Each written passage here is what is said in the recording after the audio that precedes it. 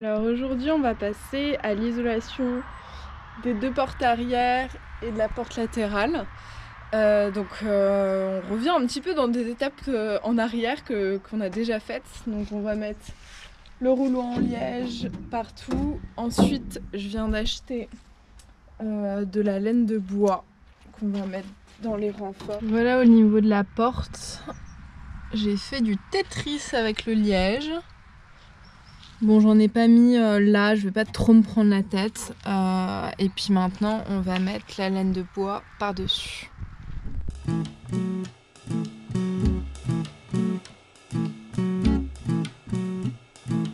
Et voilà le résultat avec la laine de bois. J'ai fait pareil au-dessus. Là, je pense que ça va pas tenir si je mets juste la laine de bois. Donc je ferai ça quand je mettrai le lambris, je la glisserai. Vu que je recouvre tout et que j'aurai plus besoin de ça, je viens d'enlever les boulons avec une perceuse. Pour l'isolation des portes, il me reste qu'un tout petit bout de frein vapeur.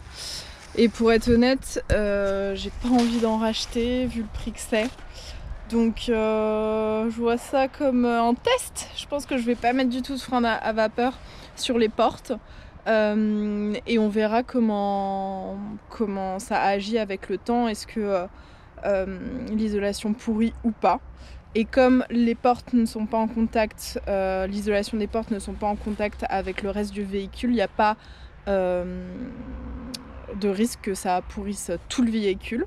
Donc je prends ça comme un test et puis on verra bien. Du coup, au niveau des portes, j'ai mis du liège.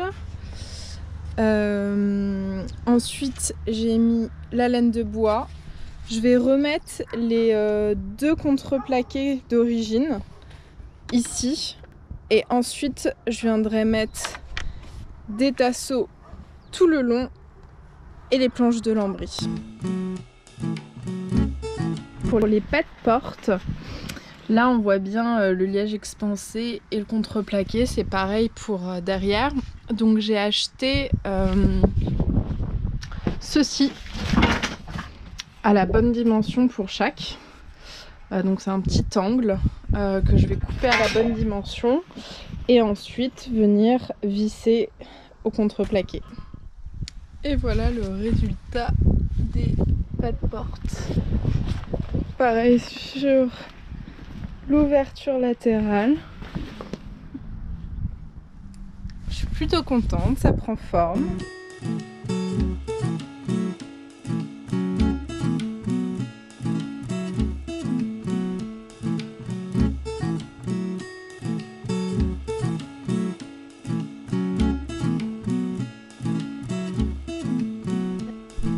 Là, je commence à visser le lambris sur la tôle, sur les portes. Finalement, j'ai pas mis de tasseau. J'ai fait des pré-trous dans la carrosserie avec un forêt très très fin. Et ensuite, j'ai simplement mis des vis à bois, un petit peu plus gros que le forêt. Là, j'ai fait l'arrondi de la porte. Et en fait, il faut faire attention parce que là, il y a du caoutchouc. Et donc quand on ferme la porte, j'ai fait différentes découpes pour pas que ça vienne enfoncer le caoutchouc. Donc ça c'est un truc à prendre en compte. Et puis sinon le résultat est plutôt pas mal. J'ai bien avancé sur la porte. Donc là avant de continuer, je vais venir mettre la laine de bois pour recouvrir tout le panneau ici. Et là j'avais oublié, donc j'ai mis du liège et j'avais commencé à mettre de la laine de bois, mais ici je vais faire mon isolation haute, donc je vais devoir découper la carrosserie.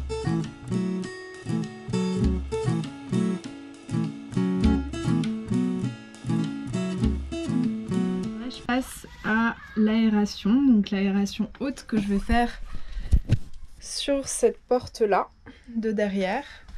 Donc là je suis vraiment en train de calculer pour que ça aille bien ici. Donc là on a fait un trou à chaque angle pour pouvoir passer la lame de la scie sauteuse et ensuite couper le carré.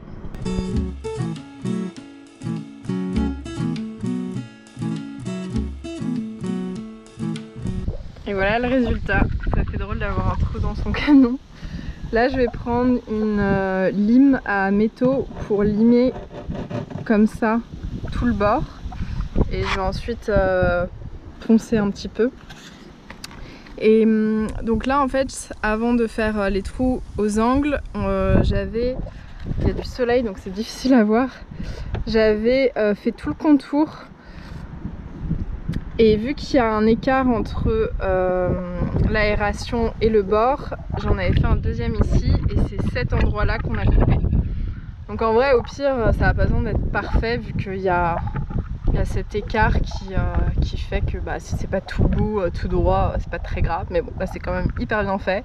C'est pas moi qui l'ai fait mais je pense que sur la porte latérale je me lancerai pour au moins apprendre et puis avoir confiance en moi même quand je fais un trou dans ma carrosserie.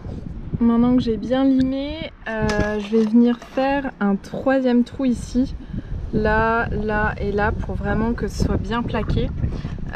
Donc je vais faire un trou au forêt dans la carrosserie et ensuite on pourra mettre les vis inoxydables. Changement de programme pour l'aération. Donc là j'avais mis 2 couches à plusieurs heures d'intervalle d'anti-rouille sur les trous et les rebords. Et au lieu de mettre des vis inoxydables que j'ai achetées, tant pis c'est pas grave, elles me serviront peut-être pour plus tard, je vais mettre des rivets qui vont permettre de bien fixer l'aération sur la carrosserie. Et je vais pas avoir besoin de mettre des bouts de bois à l'intérieur et de visser sur le bout de bois. Donc au moins c'est soit de l'acier ou de l'aluminium, donc il n'y a rien qui risque de pourrir comme le bois, et ça va vraiment bien fixer l'aération contre la carrosserie pour éviter qu'il y ait quelconque goutte d'eau qui rentre à l'intérieur. Et pour finir cette explication, pour que vous compreniez vraiment, en fait on voit que la vis, elle a une sorte de petite courbe là, qui fait qu'elle va pas épouser complètement le trou de l'aération et donc la carrosserie. Donc il risque d'avoir un petit jour entre les deux, alors que là, la forme du rivet vient vraiment se plaquer contre la grille d'aération, donc il y a moins de risque de non-étanchéité, on va dire.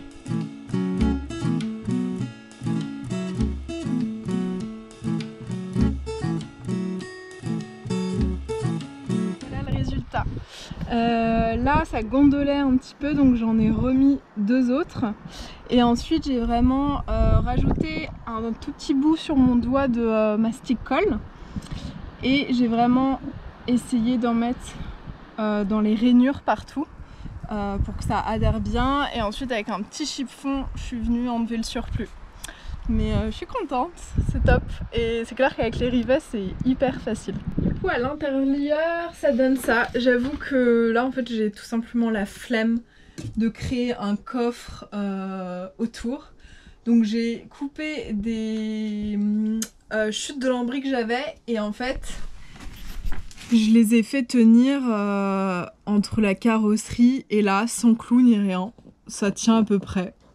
Et puis là j'ai mis j'ai continué à mettre de la laine de bois. Je vais conduire là le temps d'aller au magasin de bricolage comme ça, voir si ça tient, et si ça tient je vais vraiment le laisser comme ça et puis venir finaliser avec les planches de lambris. Et voilà le résultat.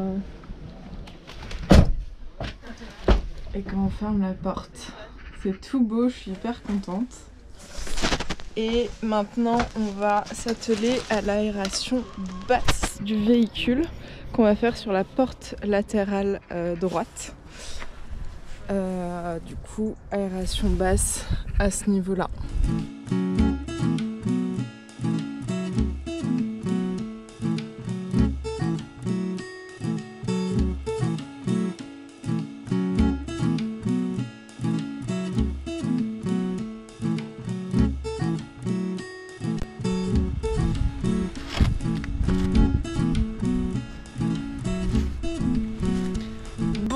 J'ai cassé une lame en utilisant la scie sauteuse parce que j'allais trop doucement et vu que c'est de la ferraille, en fait la lame s'accroche très vite à la carrosserie et du coup c'est en fait plus toi qui dirige la lame mais la lame qui te dirige et elle casse.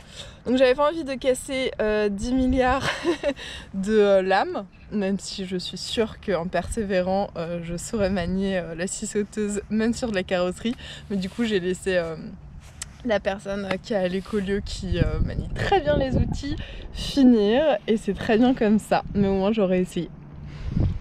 Et on a un beau trou, donc là je vais faire la même chose que pour l'aération haute.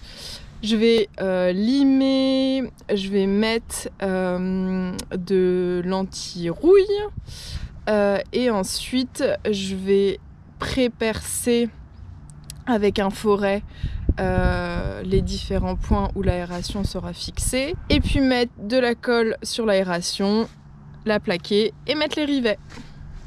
Voilà le résultat pour l'isolation de la porte latérale droite. Donc j'ai mis des bouts de liège un petit peu partout pour finir enfin le gros rouleau que j'avais acheté au tout départ. Et puis j'ai rembourré avec la laine de bois. Là, il y a le trou pour l'isolation. Donc je vais m'arrêter là par rapport au liège, je pense que c'est bon. Et je vais commencer à couper le lambris pour venir le mettre là. En haut, c'est déjà fait, ça rend pas mal. Et là, il y aura la fenêtre que je vais devoir acheter bientôt pour enfin pouvoir la poser. Là, c'est les planches de l'intérieur où je vais mettre mon aération. Donc j'ai découpé aux bonnes dimensions. Je vais venir visser l'aération ici. Et ensuite mettre le lambris sur la porte. Je suis plutôt contente de moi là parce que je suis en train de faire un petit rond pour que ça vienne vraiment épouser la poignée de la porte qui sera là. Je vous montre le résultat tout à l'heure. L'aération basse est posée et à l'intérieur c'est aussi fini. Et voilà.